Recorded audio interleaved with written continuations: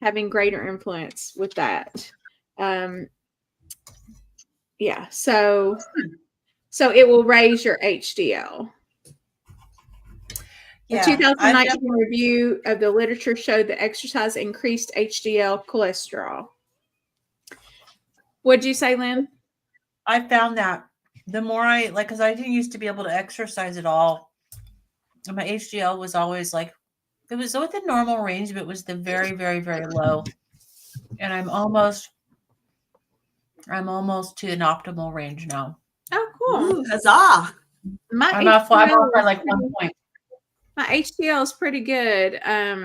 It's actually quite good. I can't remember exactly what it is, but it's on the higher end of, whatever normal is.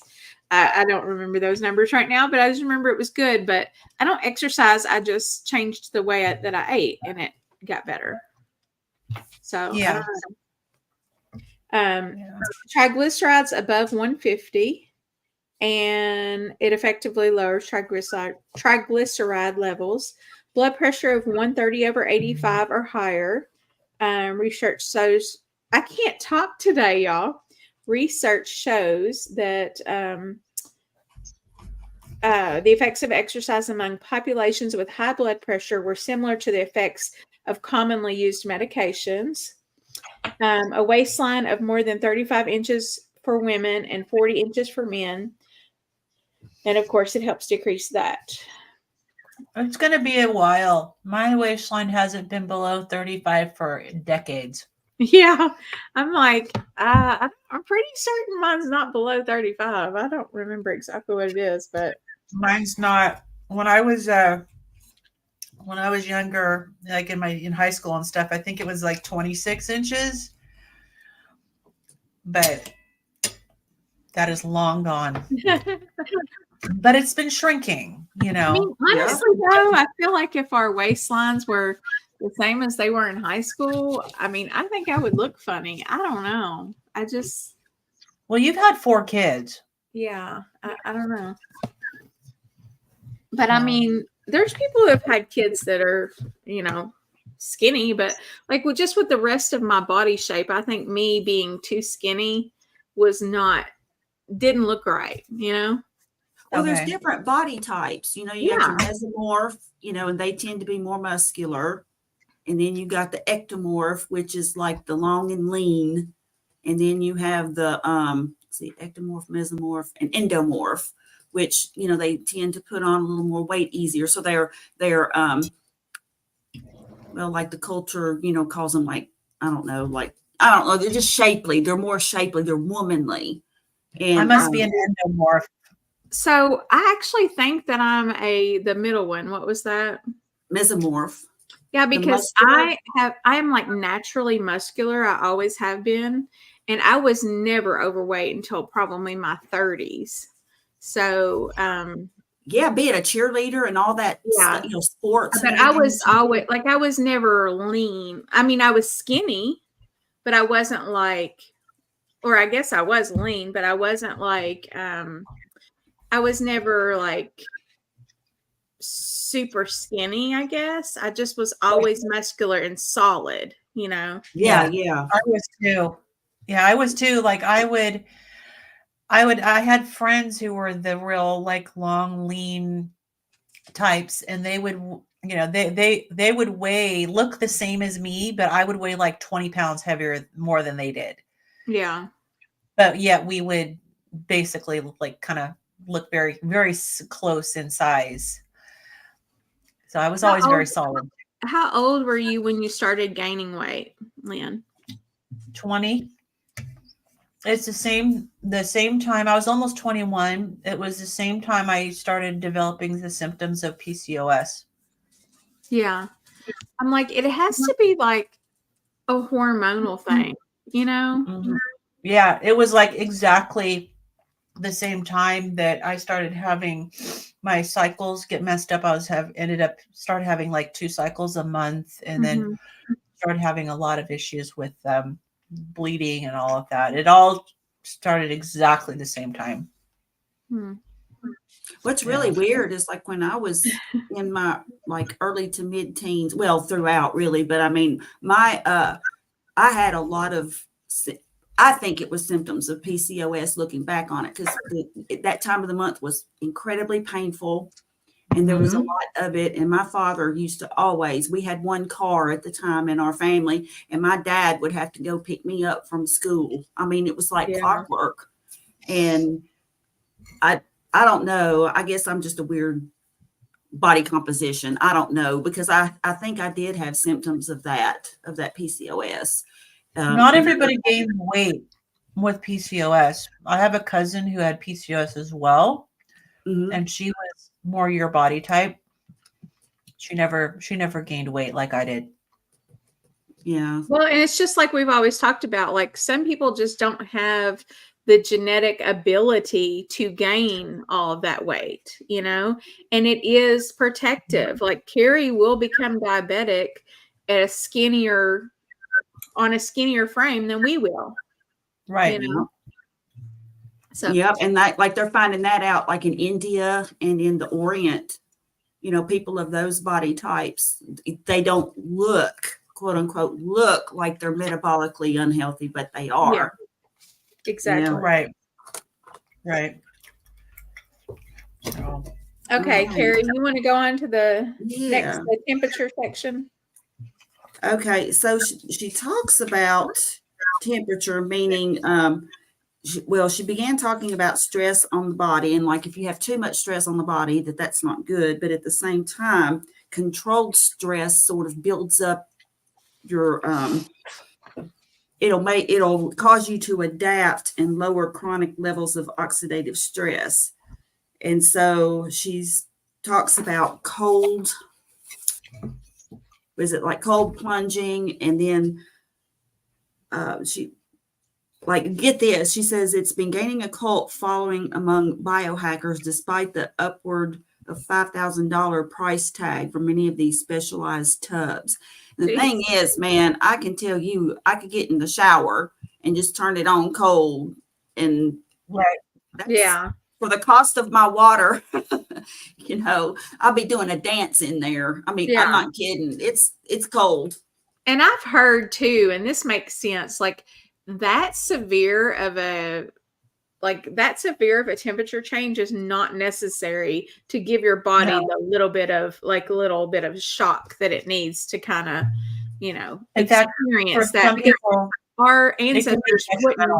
our ancestors wouldn't be out in ice water like that. They would have better sense than to do that. Well, some of them did, like the Nordic countries, you know, like they would do they would sit and the Russians did too. So it was like the Norse, you know, people like Scandinavia, but they would have these like hot houses that they would sit in, like a sauna basically, and they would just get like really, really hot, and then they would just go run out into the water.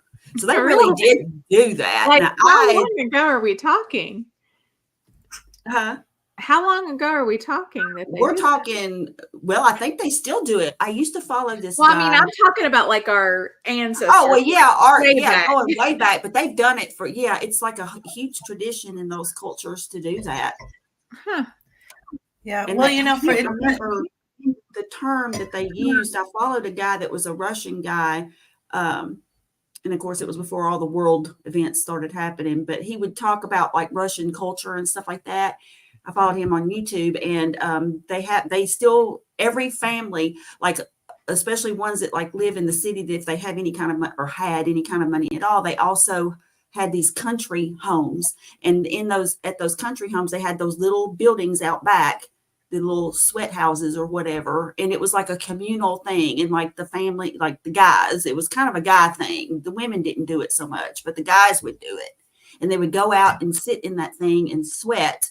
And then they would go out and like roll around in the snow, or they jump in water if it was. I know, it's crazy. It sounds nuts to me. And the Nordic cultures do it too. Adapt. Yeah, your body needs to adapt to that. I mean, and I know that especially if you've got, like me with MCAS or someone with autoimmune disease, it's just not recommended to just do a cold plunge. Yeah. No, you would have to do it. You would have to work up to that. I don't think that it's really that I mean, I could be wrong, but I just think it's kind of a faddish thing. I think that the whole principle behind it being that our temperature in our houses is kept at a constant environment and that's not healthy. Like I totally get that. But I think that you can get that shock to your nervous system just by getting in a shower. I mean, my shower gets pretty darn cold, you know? Bet. Yeah. Yep. Well, I tried to do the whole like take a shower and then just turn on the cold water for the end. And it triggered my MCAS and I got really Oh dizzy. gosh. Yeah. And I know that Robin Heron, carnivorous grandma at Hack Your Health, she did a cold plunge and she's got an autoimmune disease and it just messed her up. Really messed her up. And So another reason why I don't like the idea of it is because when your vessels dilate from the heat and then they constrict like quickly, like that's why they say don't go from the hot tub to the swimming pool. Like there are actually people who have died from things like that because if you have a clot in there, it can like break it loose because like it's just super quick. Your vessels are dilating and then they're going, and that clot can just go up to your brain. And I just don't. I mean, I don't feel like I'm healthy enough to be doing something like that. Well, don't your muscles mess up like where you can't swim too? Like, I think that's another reason why they advise against that is because it's something to do with your muscles. Your body might not work right. I don't know, but drown. There are people who have died from things like, from extreme temperatures, like going from hot tubs to swimming pools. But I think if people want to do it, I think it's usually with alcohol though. Because the alcohol thins the blood even more, and I don't know. Anyway, well, that's a good point. I mean, but I don't think that would be a clot though. That'd be more like a bleed. But I don't know. But we do need to get more adaptable. I do agree with the point. Is that he talks about our modern lives of thermoneutrality makes for bored mitochondria. So I don't want my mitochondria to be bored. Yeah, they're like sitting there playing solitaire in there, they're just like Yeah, so he says mitochondria are heat generating structures like furnaces, but if we don't stimulate them to do the work to generate heat and ATP, they won't do as much. So our mitochondria are so bored and abused that our species appears to be cooling. Body temperatures seem to have dropped by as much as 1.06 degrees Fahrenheit over the past 200 years, possibly because of a generally low metabolic rate. So I think it's good to become more adaptable. Yeah. And I mean, not keep things at such a comfortable level all the time. Like you don't have to have your house at 72 degrees year round, but I do. Like I actually like it a little better when I have to put on a sweater, and I feel that little bit of, I don't like the artificial air, like this artificially cooled and heated air. It's drying. It's just, in the summertime, it's too cold. Like, I just don't like it. And I have refused to turn my heat on. It's pretty cold at night. And I just refused to do it. I was like, I'm not going to turn it on yet. And so I agree. Yes, me too. I don't want to do that either. I didn't sign up to do that. But like when I was growing up, though, we did not have air conditioning. I mean, there was a box fan in the window. That's what we got. We had a window unit air conditioner, and it was a lot. So we were just accustomed to it. I mean, I'm not going to say that sometimes it didn't get miserable because I mean, obviously if you're in 100-degree temperatures, you're going to be pretty miserable. But I am saying that we were more accustomed to it, and the car didn't have used to it. Yeah. Car didn't have an air conditioner. And I remember walking to school when it was cold. I mean, school was a couple blocks from my house and we walked to school. Now we obviously were dressed appropriately, but I mean, still we were out in that cold and we were feeling it and we were out moving, Yeah. And it's just different now. I mean, kids that live 2 blocks from school are getting rides to school, and it's that's mainly because of the weirdos on the corner waiting to pick them up. Maybe. Yeah. It is different. It's just different. And we've just been accustomed to, things have just changed so much. And so the poor kids, Yeah. Hey, Dr. Nelson. Dr. Nelson. Always love to see you here. Yep. So but, I had major heat intolerance. And so I actually, over the summer, I did try to help myself by going outside when it was warm, which, warm where I live is not warm where you guys live. It's Washington State. So, but I could react to, even if it was like in the 70s and a clear day, or if it was in the 80s, it was definitely like I could react. And so I did work on it all summer, is to just kind of expose myself to warmer temperatures. And I feel like I got improvement. And then I do the same thing. That's over the past winter. I did the same thing. I'd go out in the cold. And so I think that, to me, that's a really good approach. If you're just so sensitive, is just to do a little bit and just kind of test those boundaries little by little, and you'll adapt. Yeah. Yeah. Just ease into it. There's no sense in, like, who was that? My Apex Odyssey says she didn't sign up to do stuff that hurts, and there's no sense in torturing yourself. So just work up to, and there's no need to just plunge yourself into a bucket of ice water. I ain't doing that. I'll just tell you right now. It's like, no. I'm not going to do that. Oh my gosh. Yeah. So I think more important than the heat and cold and challenging our body like that is the next section, which is synthetic chemicals and environmental toxins. I think that this is affecting us a lot more than even the constant temperatures of our homes. It's literally everything that touches our skin can potentially absorb. And we've got, not only do we have all the creams and sprays and, makeup. I mean, I love stuff. I love my hair dye. I love stuff like that. But the more that we use, the higher our body's toxic burden is. And, it can just get really, really bad. It says there are over 80,000 synthetic chemicals that are in our environment, and about 1,500 new chemicals are released every year, many of which have not been tested for safety in adult children or fetuses. Artificial Yeah, and even with that, the stuff that's in our food is just terrible. If we just eliminated that. Yes. I mean, just all those chemicals that haven't been tested, and we're the guinea pigs.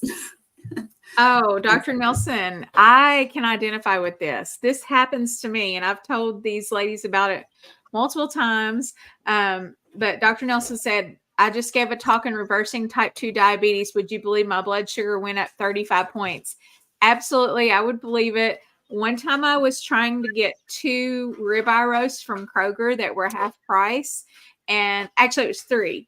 And they only gave me one of them for half price. And they tried to ring the other ones up for full price. And I came home and looked at the time on my receipt. So I knew exactly when it was when I had that spike on my glucometer. And it went up like 30 points just because I was like, oh my God, I'm not going to get my rib roast. So absolutely. Yeah, there you go. There's of all those people. Yeah. You're stressed. The stress and the, absolutely. Yes. Yeah. Stress will increase blood sugar fast. Absolutely. Yeah, wow, definitely. But then likewise, exercise, like especially after you eat and stuff, supposedly, well, I mean, I guess, because she talked before in here about, like, if you take a walk after you eat and stuff, it actually reduces your blood sugar. So I guess you're walking. Yeah, by taking your sugar out, by using those big muscles and like basically pumping the sugar into those big muscles. But just the act of exercising in itself while you're exercising can increase it. Yeah. So my Apex Odyssey says, walking around Walmart made my blood sugar spike about 30 points. I knew that place was stressing me out. Absolutely. Oh man, I don't go in there. I go with my daughter once in a while, and that's it. I can't do it. I kind of wonder what's going to happen with all these places because, like, everybody I talk to, almost nobody is actually going to Walmart and going to the grocery store like they used to, like as much as they used to, as long as they used to. Most people are ordering stuff, either picking it up or getting a lot of stuff on Amazon. And I just wonder, like, what's the future going to look like with, I don't want to affect our ability to get things, Every time I go in there, though, it's packed. So, I mean, somebody's going in here, but yeah, I just don't anymore. I'll go with my daughter sometimes if I happen to be with her running errands or something, but I don't. Yeah. I do not choose to go there. I have my, like, Publix is my grocery store, and sometimes Kroger and Aldi. I went to Aldi today. I love Aldi. Some stuff, yeah. But for some reason, even though Aldi is popular, it's a smaller store and it doesn't stress me out like Walmart does. Yeah. It's still not like there's just so many people that you can't move. I don't know. Walmart is just a totally different environment. Yes, it is. And I can't do it. I'm old and grumpy. So she does go on to say that talk about obesogens. So basically, these are chemicals that cause, well, it says, hold on. These chemicals are drivers of all three hallmarks of bad energy: oxidative stress, inflammation, and mitochondrial dysfunction. And the link is now so well defined that many of these chemicals are being classified as obesogens, meaning that they are known to impair metabolism in such a way that they causatively contribute to obesity and insulin resistance. So examples of obesogens include household disinfectants and cleaners, fragrances and perfumes, air fresheners, makeups, lotions, shampoos, deodorants, body wash, household paint, the ink on receipts, which I have been trying to not get as many receipts lately because of that. I did look up though, when I read that, I was like, what? So I did actually look up like supplies and like register rolls that they put in, and there are options to get the non-toxic. And so you can, and I didn't see that it didn't look like there was a huge price difference. So I don't know if there's a way of finding out, like, if your store uses the non-toxic register rolls or not, but there's a lot of non-toxic ones out there. I don't know, but like I always ask for receipts because I have this receipt scanning app where I get points and then I get gift cards. So I always get the receipts. But now I'm like, oh, maybe it's not worth getting, but I don't know. But plastic, ask whether or not they use the non-toxic ones. I mean, it'd be everywhere I go. I don't have time for that. I will just not get them. Deodorants, body wash, household paint, ink on receipts, plastics, vinyl flooring, food preservatives and colorings, many pharmaceutical drugs, clothing, furniture, children's toys, electronics, flame retardants, industrial solvents, car exhaust, and the pesticides that cover our food. So one place I'm starting is, the receipts might be a little portion of it, but a biggie for me is the food. So I'm trying to make sure I've been shopping at Whole Foods lately. Not that you have to shop at Whole Foods to get organic food. You can get it anywhere. But I've been shopping there and trying to get like all organic stuff for my household. And I've kind of transitioned us over to where, I'd say probably 80%, 75% of the stuff in my house now, food wise, is all organic. That's good. So I watched something interesting this past week, and there's a I forget the name of the lady, but she's a blogger, and she's going after the food companies because there's like this grassroots movement, and she's in charge of it. And there was a big thing that she organized. I think it was about a week ago, where they went to Kellogg's headquarters I because saw that video. did you see that? Is she the one that was on that panel that they did a while back? I think so. Okay. Yeah. I think her name is Shawnee something, but or Yeah. Bonnie, but she had gone to, I think, some other food companies. Yeah, the Food Babe. That's right. Yeah. Nanny Hart, the Food Babe. Yeah. But she went to Kellogg's with a group because, you know, they make different product for different countries. Like they don't have all of the artificial stuff and the food dyes. Kellogg would not talk to her. They wouldn't, like, their security guard came out. They wouldn't talk to her. And there was a whole group. There was like children there saying, "Stop poisoning us," you know, and they had signs and everything. And then, and the C-suite of the building. Huh? Did you see the lady in the window? It was one of the CEOs, and she was smiling really big. I was like, and "Oh, they you put think this is funny?" they put a sign in the window, the C-suite, the floor. They put a sign in the window that said, "Get off my grass." And she said that Savani said that this was funny, but oh my gosh. But she said this was the only food company that actually wouldn't talk to her and wouldn't work with her. So she's saying, telling everybody to boycott Kellogg's. Of course, I don't buy anything from Kellogg's, being carnivore, but so yeah. I saw the video and I was like, I was going to do a reply video, but I couldn't reply to the one that I saw. It was a TikTok. It just didn't have its reply things on. But I was going to do like stitch it or we'll do edit or whatever and say, if you guys think this is bad, like if y'all are out here boycotting Kellogg's for the food dye, just go back and Google why cornflakes were made. Yeah. And it's these same people, these same weirdos that want to push their religious views on everybody and their view that people should not be, you know, they just make everybody androgynous. Basically, you're just androgynous and you have no desire. You have no. And they also had a lot to do with like circumcision stuff. Yeah. You know. Yeah. It's all the endocrine disruptors in these foods that the food companies have no problem feeding to our people in this country, but then they do, you know, that they ship it off to other countries that have it banned. So it's really infuriating. It's a good start. I mean, I realize that, you know, getting rid of the ultra processed foods altogether would be better. But at least if they're not going to do that, a step in the right direction is to get rid of all of the endocrine disrupting. Doesn't it tell you? If they could just make a requirement that, you know, I mean, there are processed foods out there that I would eat. There are processed foods out there that have good, clean ingredients in them.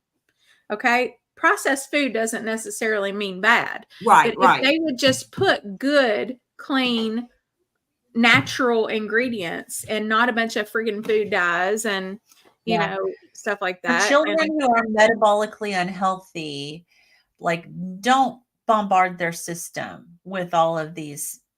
I mean, they wouldn't be metabolically unhealthy if it wasn't for these companies. Right. Well, our bodies would probably function a lot better. Yeah, and it's like the ingredients didn't always used to be that bad that was in those foods either. I mean, there used to be natural fats in there. Yeah. We read about that, you know.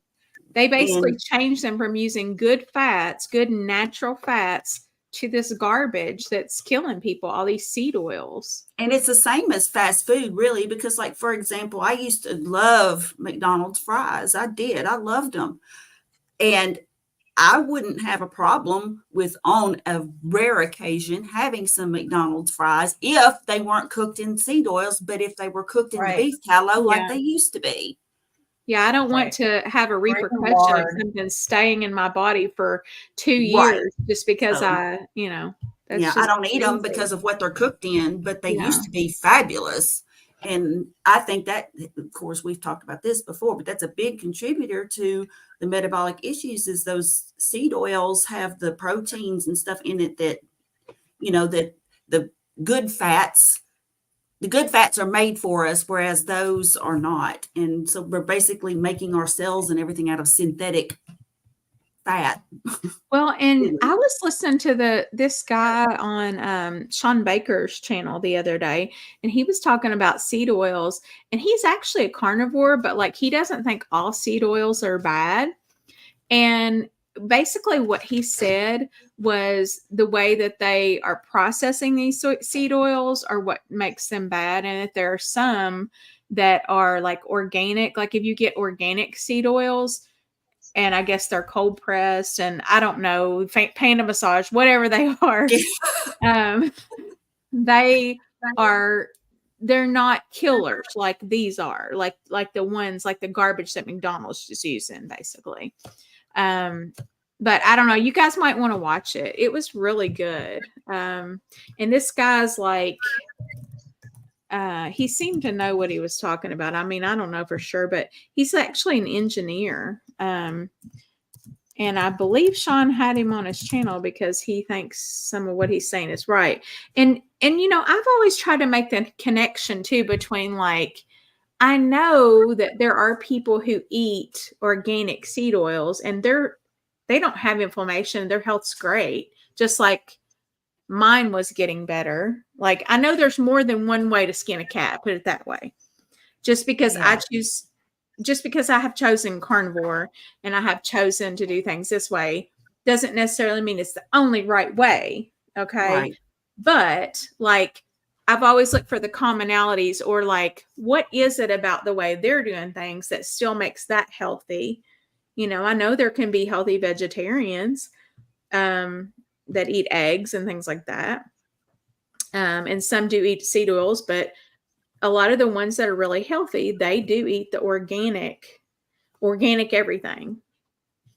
Yeah, so I think the vegetarians who are, and vegans for that matter, who are like serious about it, they generally don't eat processed stuff, and they eat high quality ingredients overall. I mean, they're not typically the so-called Oreo vegetarians, you know, oh, it's not meat, so therefore I can eat it. I mean, they really are careful about what they eat.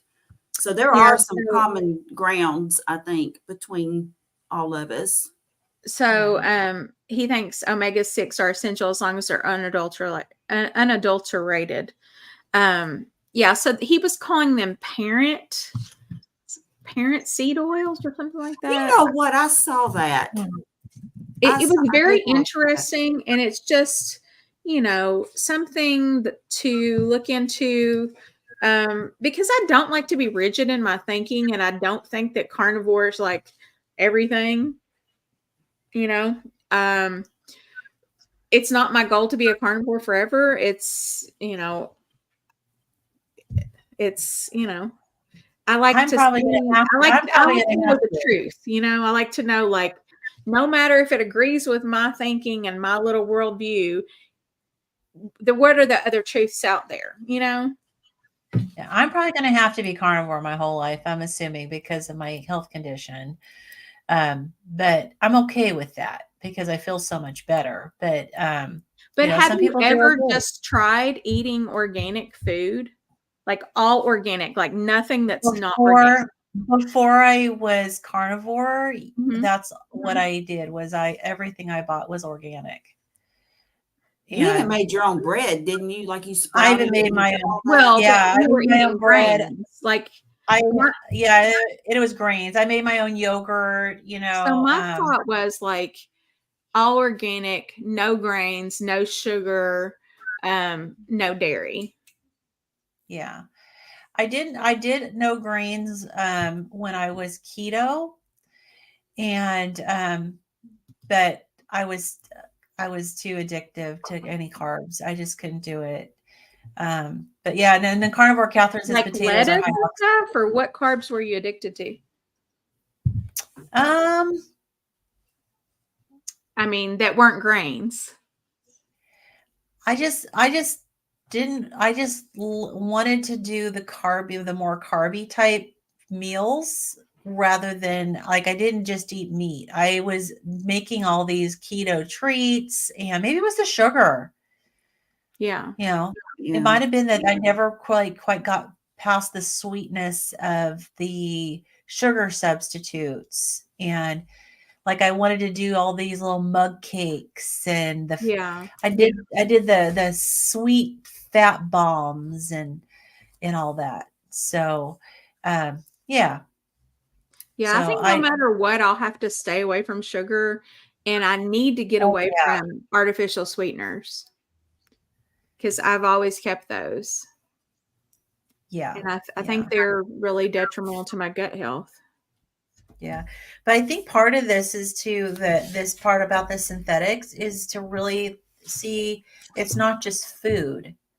Yeah. You know, all these things that you read off that she listed, so many of them are not foods. And so it's you have to be careful because there's things that are in your environment that and in the products that you use that are considered obesogens. And yeah, so it can be in interrupting your cellular processes and your functioning. Yeah, especially when we have the generally recognized as safe label that we know we can all trust, right? Oh, yeah. That's a designation. Says who? Okay. Yeah. It says it's a designation given by the U.S. Food and Drug Administration, but I know we've read, here it also says companies are able to self-determine their GRAS status via their own review of scientific literature, and the program is entirely voluntary, meaning that a company does not even need to get the FDA's approval if the company determines that the chemical in question is generally recognized as safe. Talk about a conflict of interest. Seriously. Wow. Yeah. So basically the companies get to decide whether or not their product is safe on a voluntary basis. So there's no accountability at all. No. Yeah. So And I just generally think it's logical that if these are things that we have not eaten, I mean, these are brand new chemicals. There's no way that our bodies were meant to or are able at this point so quickly to process these and for these things to not have an effect on us. And I just think all of this stuff together is like the perfect storm, and it's just all gathered together to just, make a mess of us. And they love to say, oh, everything's chemicals. Everything has a chemical makeup, and they like to, they being particularly, there are like some pharmacists and stuff one that I went to school with, and she likes to post on Facebook like, oh, do you know that everything is made of chemicals? And, what do you not like H2O and like things like that? Like she likes to really push that, oh, there's chemicals and everything. And I used to kind of buy into that. And I'm like, no, but that you clearly know that's not what we're talking about. A naturally occurring molecule, I think we can all agree, is just different. No, so I learned something again, and also this week that was interesting. And this applies to clinical trials, which I know that we have gone over in all the books we've read, so many of these clinical trials and all of the stuff behind them that is not good, right? Mm-hmm. Poorly done. I learned that, the peer review process. Uh-huh. And you think that, okay, it's been peer reviewed. Peer reviewers are not provided with the source data for the clinical trial reports. What? Their report, they get the report and then they look over it. They are not provided with the actual trial source data. Well, then how in the world can they review it? I mean, a good review, a thorough review. Exactly. Well, I didn't hear that, but I have heard that sometimes it's kind of like the buddy system, like, oh yeah, hey Lynn, will you peer review my, like, I don't know if they ask each other, but that would be part of it too, because that happens. Yeah. I agree, because how else would a peer reviewer be okay with not having the source data? Unless there's some sort of a, okay, you scratch my back, I'll scratch yours type of situation. Because if you're a really good, like really wanting to do a good peer review of a clinical trial, you're going to want to see the raw data from the trial. Well, and as somebody who does quality assurance for a living too, I would definitely need to have everything so that I could review it properly, because if I'm going to put my name on it and sign off on it and say that this meets quality assurance expectations and guidelines, you better believe I'm going to have all the information and check everything. I mean, just to be like, kind of glance at it and, oh, okay, well, I know since this person did it, you know, I have some great teammates at work and their work is excellent the vast majority of the time, but we have quality assurance for a reason, to go through it and make sure that it's right. So, but you can't operate on that assumption like, oh, I know Kim and, you know, she's my bud and I know she's not going to fudge anything. So I'm just going to sign off on it. Yeah. And all of medicine is based on, you know, evidence-based, right? So, and the peer review, the double-blind, randomized, controlled, double-blind, peer-reviewed study is supposed to be the gold standard, you know, especially if there's like a meta-analysis done on a bunch of them. But what if doctors knew that the peer review was that much garbage, that they didn't get, nobody even looked at the raw data? I mean, doctors would have to go, wait a minute, like they'd have to reevaluate everything that they know, that they know.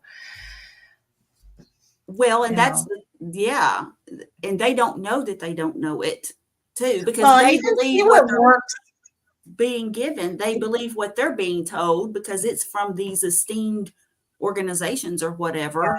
And so, and it's not that everything is bad, because I mean, we know in clinical practice what medications do work, you know, it's not like they don't work, they do, but there's so much out there that I think that it just kind of needs to be revisited. Like, is this really true or is it not? I think especially when it comes to nutrition, you know, because it's all based on just an agenda.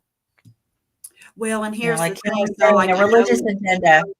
Like people talk about how doctors don't ever mention nutrition, you know, in a consult or whatever, when they're talking to you about a solution. But of course, A, we've already heard that they don't get that much education about it. And B, it wouldn't matter anyway, because at this point, the way it is, the education that they would get would be the standard, you know, healthy whole grains, fruits and vegetables, you know, no fatty red meat. So, I mean, the advice that they would give, which lean meat, exactly. Limit the number of eggs you eat, and absolutely. So, well, that's why we need more carnivore doctors out there.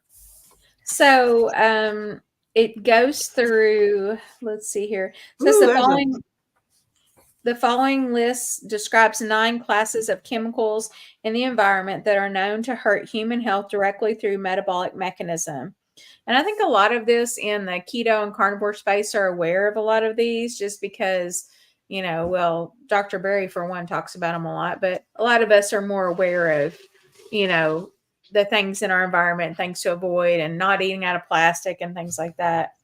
But the first one is bisphenol A, or BPA, commonly found in plastics, such as plastic water bottles, food container like cans, and thermal receipts. BPA is a known hormone disruptor that accumulates and sticks around in fatty tissue.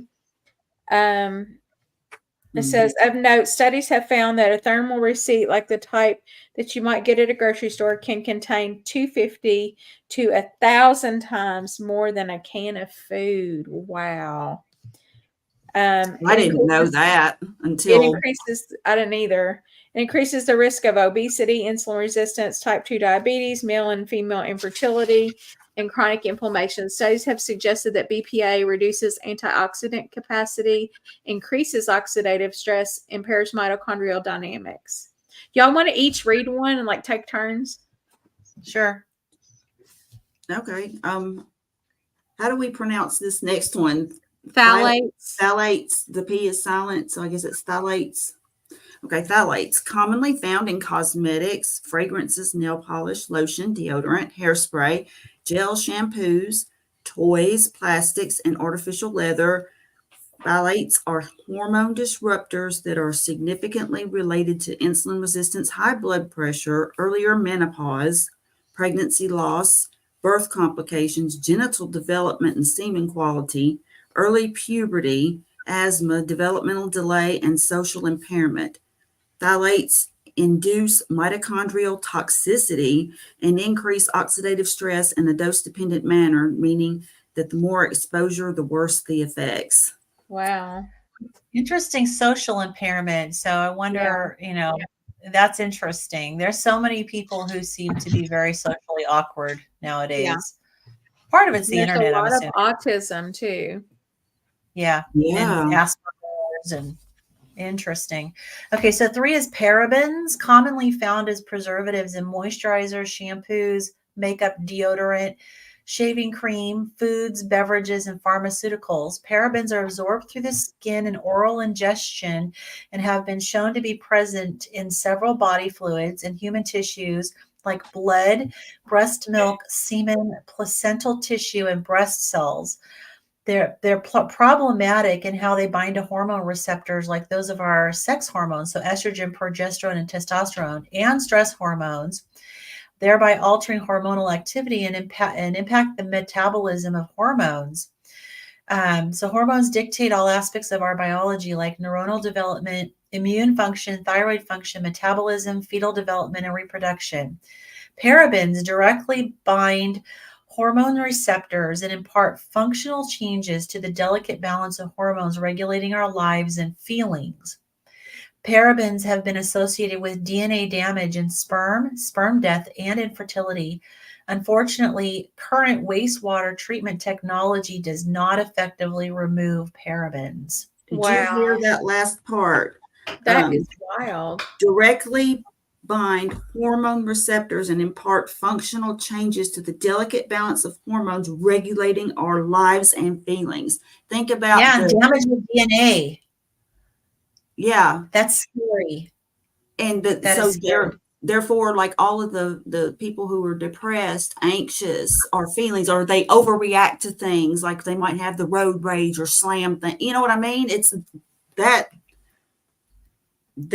I can see how that would relate. That, like, most shampoos contain paraben. Right. And this is one. We're rubbing this on our head every day or every other day, or this is one of a whole bunch of handful of these toxins that we're exposed to. It's interesting though. I don't know about you guys, but ever since I've been carnivore, I don't have to wear deodorant anymore. Like, I don't have body odor. So yeah, I don't wear, I mean, I put it on, but I know that I don't like, I still wear it throughout the day. It's not like, in the past where you would kind of smell yourself if it got hot.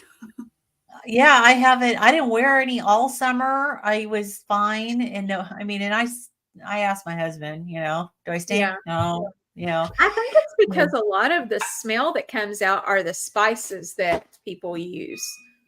Think about different cultures. Like, their skin actually smells different from the spices that they use. Oh yeah, absolutely. And like when I use a lot of garlic, I definitely feel like I reek after that.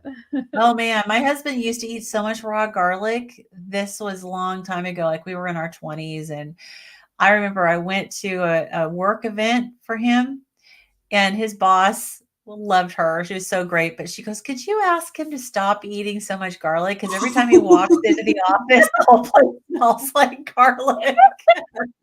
It was warning off the vampires. Oh my God, that's great. That's right. No vampires in here. That's great. Yeah. Okay, number 4 is triclosan. I've never heard of this one. So, commonly used as an antimicrobial agent in personal care products such as toothpaste and hand sanitizer. Triclosan is absorbed into the body through skin and mouth tissues. It has been linked to hormone disruption, immune system impairment, thyroid problems, and antibiotic resistance, mostly in animal studies. Triclosan has been found in human body fluids, with peer-reviewed research suggesting that humans are unequivocally exposed to significant and potentially unsafe levels. Triclosan causes universal disruption of mitochondria. Hold on, guys. Let me get my microphone on the other side. How and nurses, we are every time we go into a patient room, we got to do hand sanitizer going in and coming back out, day in, day out, all the time. Like so much hand sanitizer. Yeah, exactly. I hate that stuff. Triclosan causes universal disruption of mitochondria as a mitochondrial uncoupler, leading to changes in mitochondrial shape to a dysfunctional donut shape. Inhibition of the electron transport chain, mitochondrial splitting or fission, prevention of mitochondria from moving around the cell effectively, and reduction of proper calcium levels in mitochondria, which are required for function. Overall, triclosan's multifarious impacts on the mitochondria negatively impact ATP production and increase oxidative stress. It's interesting that these things can actually change the shape of the mitochondria. You know, that's disturbing when you really like go past, like, I know like you read and kind of comprehend the words, but then when you really think about the meaning of the words, it's like, right, this is scary. It's kind of like sickle cell disease, right? Their red blood cells can change their shape, but you don't think about things doing the same thing to your mitochondria. That can happen to all of us from these exposures. I just Googled, like, what is triclosan in? It says antibacterial soaps, body washes, toothpaste, mouthwash, facial cleansers, deodorants, lotions, creams, cosmetics and aftershave, detergents, dishwashing liquids, household cleaning products and paints, cutting boards, clothing, plastics, furniture, toys, carpets, adhesives, fabrics, textiles, and mattresses, conveyor belts, ice making equipment, and HVAC coils. So it's everywhere. Wow. Okay, so is it banned now? You want to pull up that? You want to pull up that comment? Wow. It was banned in the U.S. for that use in 2016. So it could still be in other stuff, just not necessarily the FDA. Let's see. In what year was it? 2016. This says it was banned the sale of consumer products containing the FDA banned the sale of consumer products containing triclosan in 2016.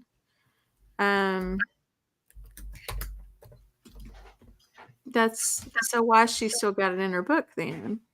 I know. I'm just maybe it's because she may have, and hopefully has an international audience. I'm wondering if it's banned everywhere. Well, good grief, it's banned here. It must be banned everywhere else because we're usually lax on everything. We're just like, whatever. I mean, they give us the doo-doo stuff. You know, it's like the dregs. Well, that's good that it's banned then. Yeah. I mean, I guess it could still be, maybe she listed it because it could still be in a lot of things that have been around for, before 2016. Before 2016. So if you've got any old hand sanitizer or antibacterial stuff that you haven't used and it's been sitting there, throw it away. Because in some of my organization groups that I'm in, there are people that like they stockpile stuff, like they buy like tons of stuff and like so the person who runs that group, she says, go through that, and get rid of the old stuff because of the ingredients, and not only that, they don't age well anyway. So if you've got an older product, plus it's got some of that stuff in it, that could be even worse for you. Yeah. So go through your stuff. Go through your stuff, guys. Lynn Tucker Carnivore's here. She said, wow, I just tuned in. Holy moly, forget plants. Products of all kinds are trying to kill us. Everything's trying to kill us. I agree. And I've even, I've told you I've tried to switch my whole house over to organic stuff. mainly that we're consuming in our body. But I think my next step is going to be like, I need to carefully consider like how important it is it for me to be a redhead. And, are there other natural options I might want to consider for dyeing my hair? Look at my products, look at my, detergents and things like that.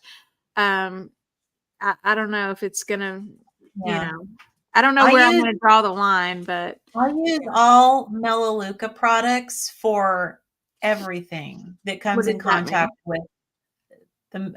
So the hair products, skin products, laundry detergents, cleaning products, everything, any product that I use in my household, I order it through Melaleuca because it's all clean. Oh, I've never heard of Melaleuca. I haven't either.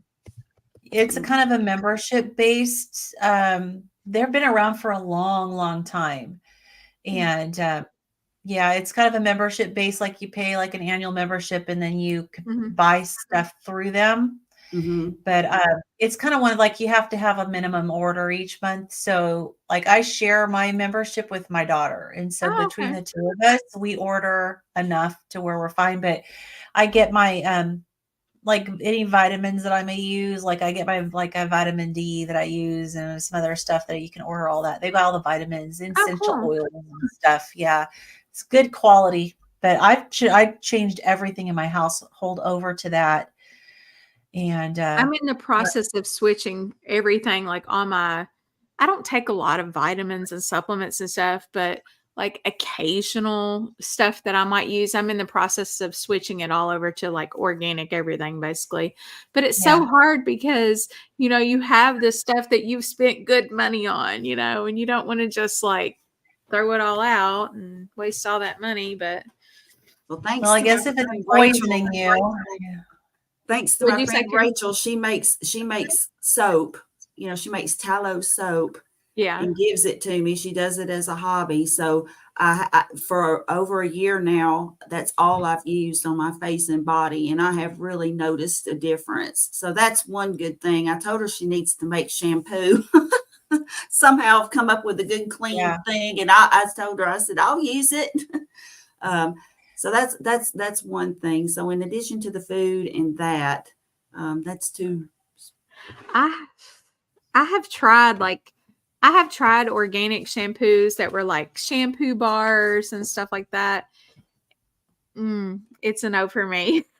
Me too. I feel like, and I know it's probably it made my hair like just hard feeling and just like tangled and it doesn't feel like it. I've used some stuff in the past. My daughter got me something a while back and it just, she had gotten me this toothpaste that I tried and it was like, it was not good. Yeah. And then there was a shampoo and it, like what you were saying, it doesn't feel like it. Well, it doesn't really lather. Yeah. So you don't feel like it's really doing anything to get the stuff out of your hair or to clean it. Yeah. And it just felt stiff and it wasn't like my hair just wasn't soft. And my hair is like I have a lot of hair, but it's very fine. And so if it's not, I don't know, it can look greasy really easily. And I don't need any help in that area for it to look like that way too. Yeah. Well, I did find some good toothpaste though at Whole Foods that was I don't know if it was organic, but it was is it the Tom's brand? No, it was fluoride free. It's the 365 and it has a good consistency, like a lot of those toothpastes that I've tried, the natural ones, they just like, it was like really super hard to squeeze out, or it just didn't want to even stick to my, like, it just felt like it just fell off the toothbrush. It was just really weird consistency. But this is actually like resembles, like what Crest or Colgate or something would resemble when it came out of the package. That's my toothpaste too that I get through Melaleuca, and I do order the fluoride free toothpaste, and it's it's got a really good consistency too. That's important, I think. Okay, so who's next? Dioxins. Okay, I think that's me. Dioxins. a group of highly toxic, and boy, that's in quotes, so that a group of highly toxic compounds that are byproducts of industrial processes like bleaching paper pulp and making pesticides. Sounds lovely. And burning trash, coal, oil, and wood. These persistent organic pollutants, or POPs, don't readily degrade and persist in our environment while accumulating in animal fat. According to the World Health Organization, more than 90% of human exposure is through fatty animal foods like fish, dairy, and meat. So we're getting exposed to that. Yeah. Yeah.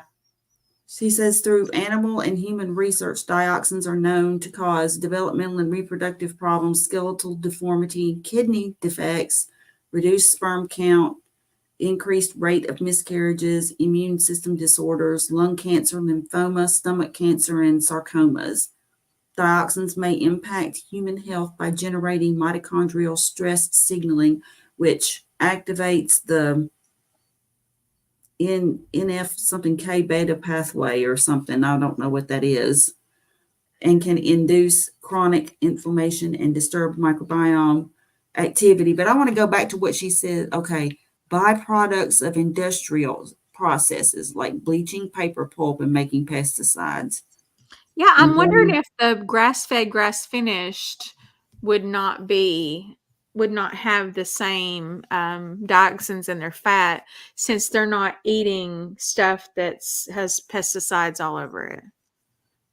Well, they definitely would have less of it, I would imagine. It sounds like some of these things are in the air, possibly, and the byproduct of burning. So I don't know if it gets into the water and in the air. I don't know. I can see that the bleaching, like the industrial processes, would cause, and the pesticides, obviously, the oil and the wood, the coal, oil and wood,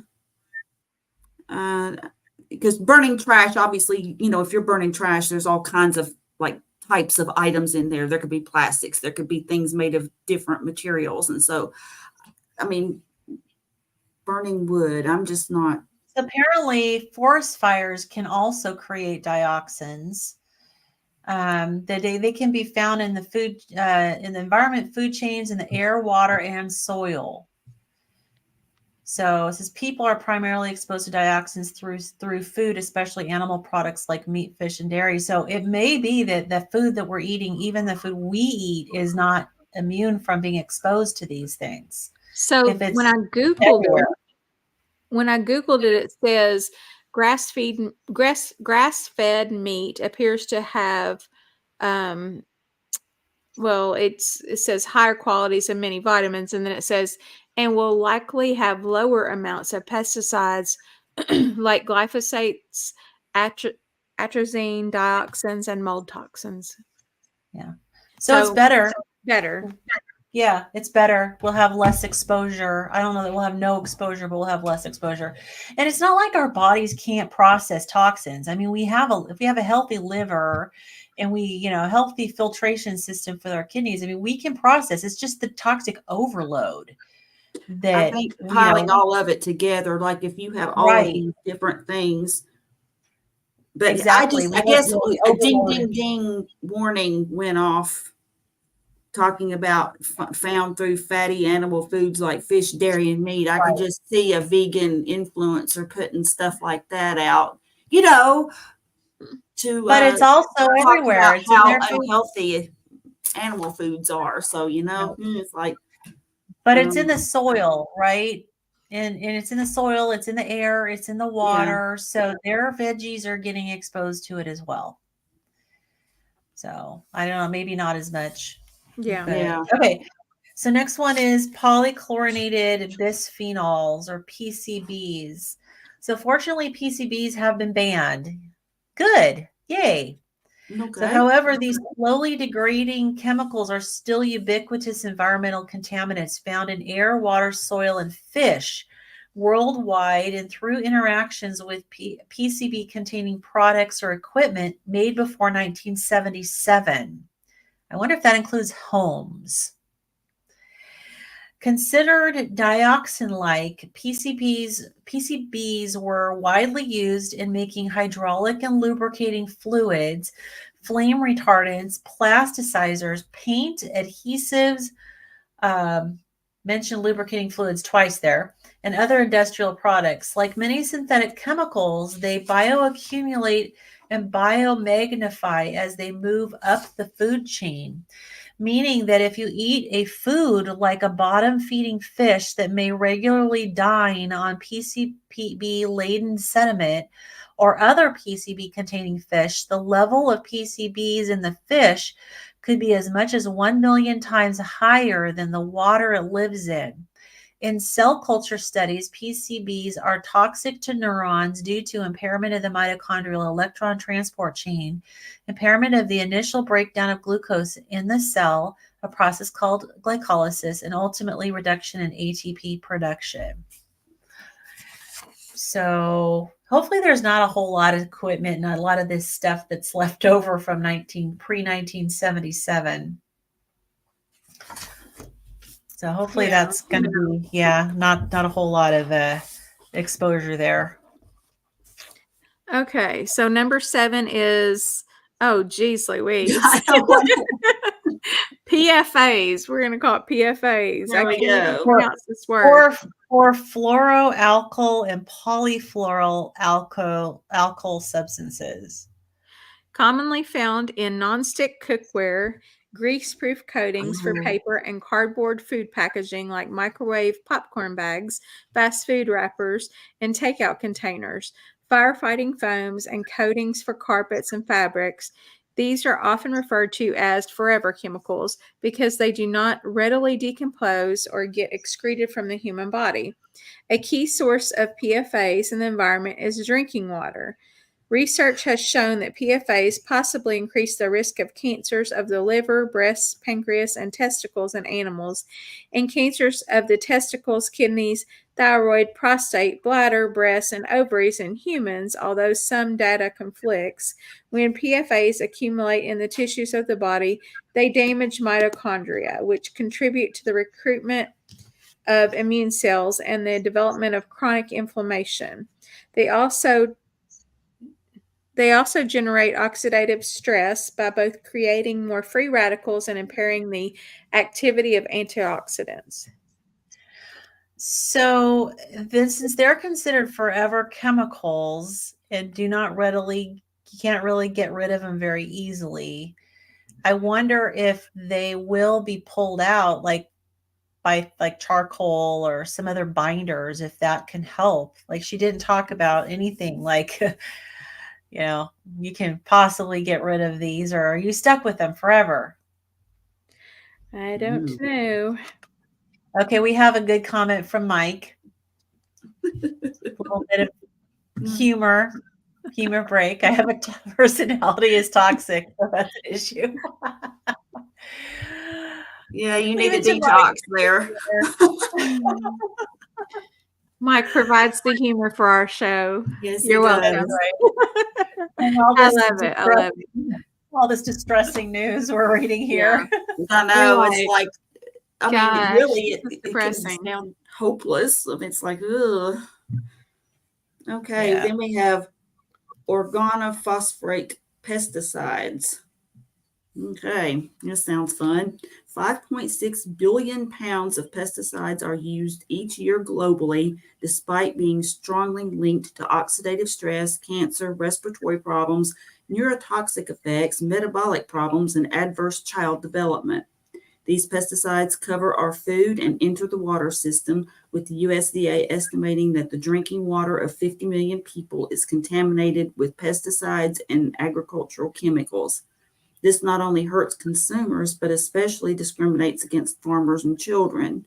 Acute pesticide poisoning, APP, is estimated to affect 44% of farmers every year, for a total of 385 million cases per year worldwide and approximately 20,000 deaths.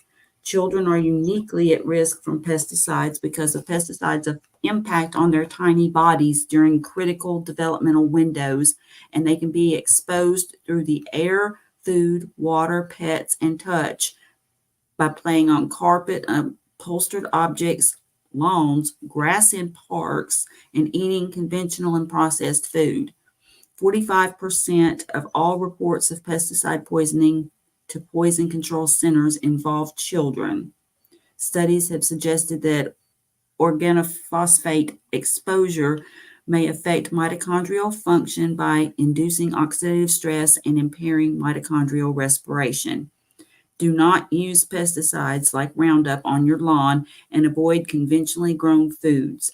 As with many chemicals, the liver primarily metabolizes pesticides before they are excreted in feces or urine.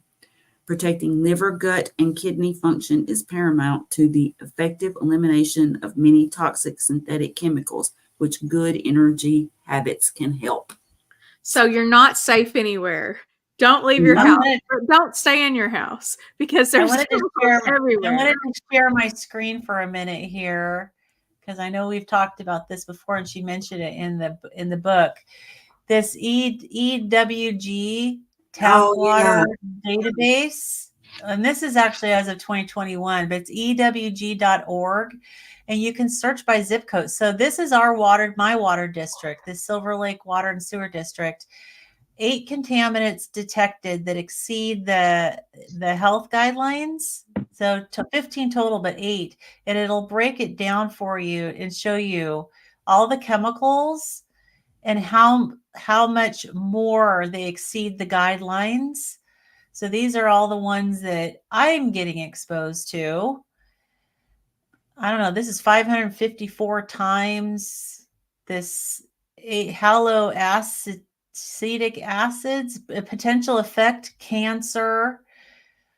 This one is also potential effect cancer.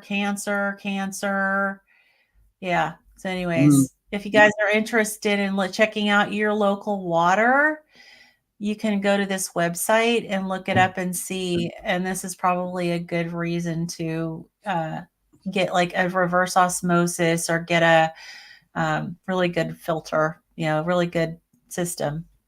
So yeah.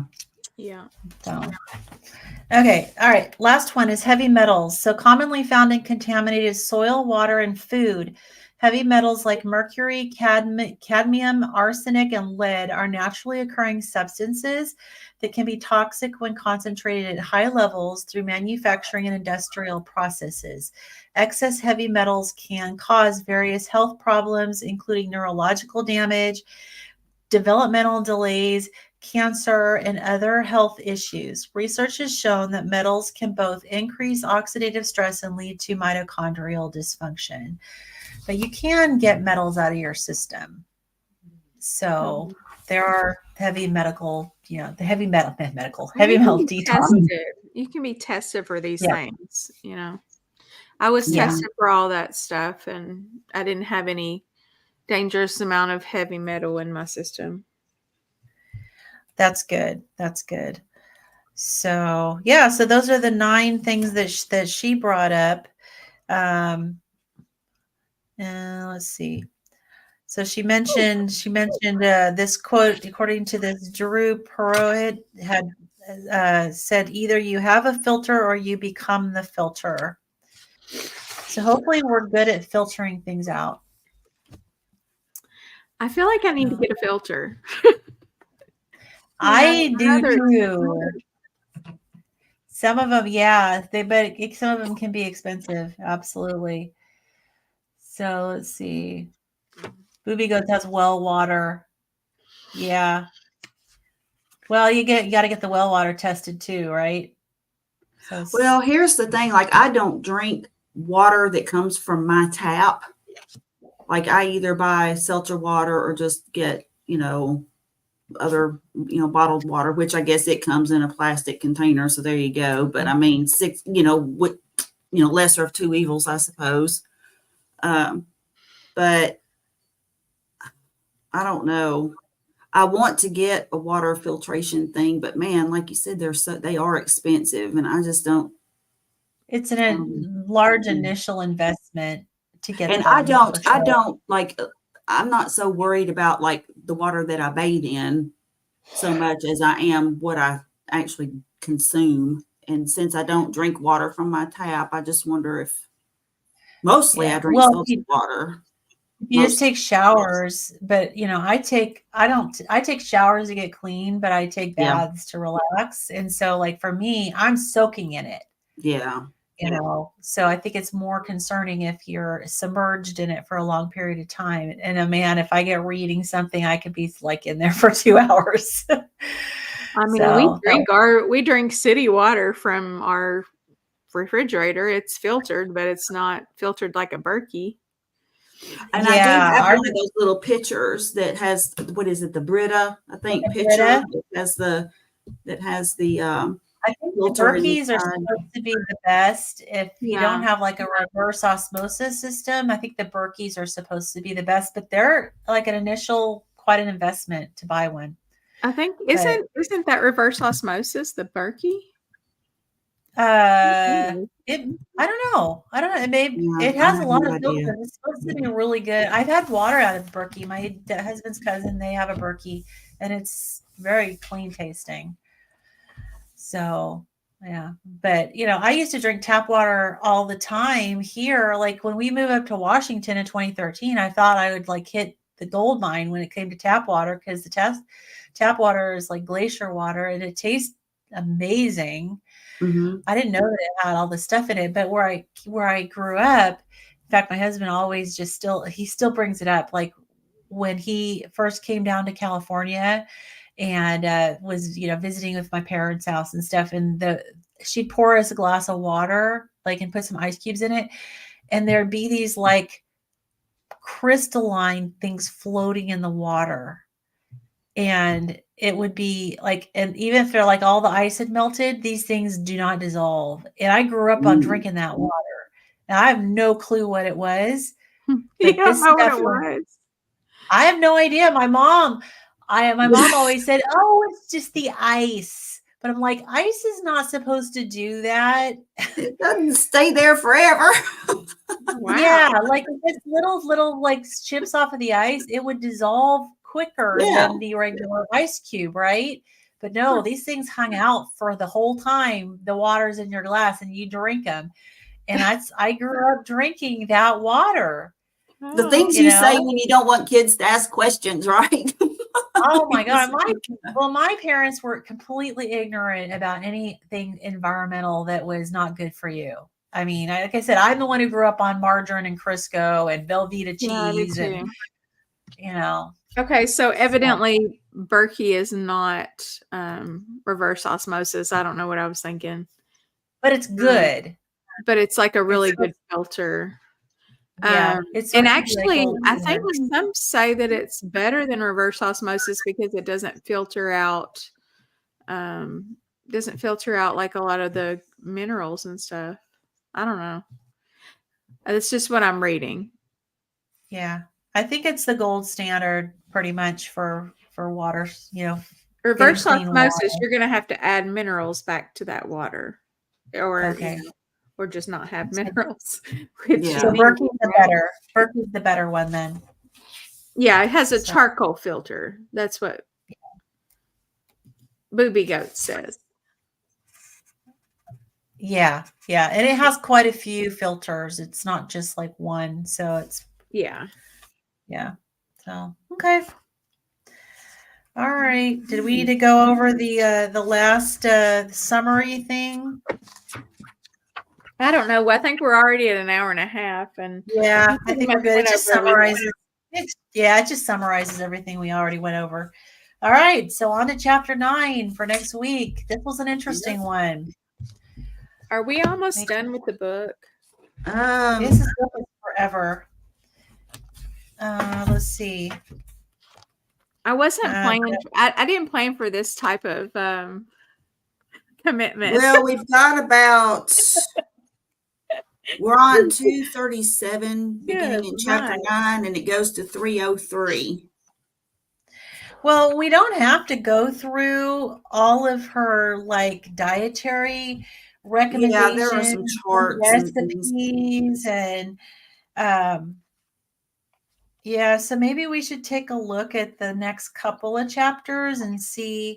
I think chapter 9 is a regular chapter, and then I think then following that is her plan. Yeah, I think after that it's pretty much like a lot of quiz type stuff. I think we'll probably like chapter 9, yeah, because like it goes into 4 weeks to good energy, and so she has And like a then plan. recipes and Yeah. Like, well, if we want to just skip that portion and, you know, plan on the next book, we can do that, because a lot of this is just personalized, right? Mm-hmm. That's what, like she talks about creating the food journal and ordering wearable devices, which she's talked about quite a bit. Yeah, so it's it kind more of of a detailed plan. It's probably going to take us 2 weeks to get through this chapter 9 if we, unless we get on it. So then let's pick out the next book, which I thought we were going to do the other one, Brain Energy.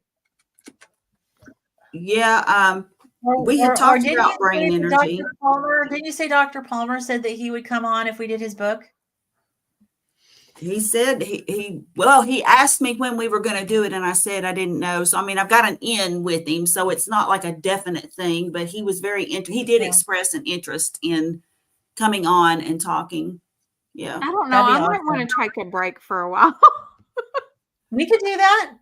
I just have a lot going on. I just feel like I need a break. Do we want to just, instead of doing like a book thing, we could just like come on here Sunday afternoon and just shoot the breeze? I was going to say shoot the shit. Well, but, if you need a break. But anyway, you want to do that? That's fun. Or we could just take a break. Lot of stuff that I'm doing, and like, why don't we just take a break till, and once we finish this book, why don't we take a break till after the holidays? Mm. Yeah, and that'll give us, and then we can and that'll give us a break, and we can do our keto study club, and unless that's too much for you right now too, Kim, but I can do it. Yeah, but then Thursdays are better. Sundays are just like, I mean, it's not a great, like, you know, I know I picked it because it was free, but like I had it free at the time, but it's like every Sunday I catch myself thinking, I've just got all this stuff I need to do. And then I just like, you know, when you have something to do, it's like, I don't know if it's my ADHD brain or not, but like, I don't get anything done like several hours before. And then several hours after, I'm just kind of like trying to get back on track. Maybe when we pick up, we need to pick a different day. Possibly. Yeah. And I'm pretty flexible. Well, we'll talk about it. We'll talk about it. All right. And, but we can continue our Thursday stuff. And, you know. So we'll do chapter 9. Maybe chapter 9 can be the end. We'll finish with chapter 9 because the rest of it's all just about a recap and personalization of everything. Right. And then we'll be done with this book. All right. Sounds good. All right, we'll see you guys next Sunday. And of course, we'll see you Thursday. Yeah, see y'all Thursday and see you next Sunday. Bye, everybody. Bye. Glad y'all came. Thanks, guys.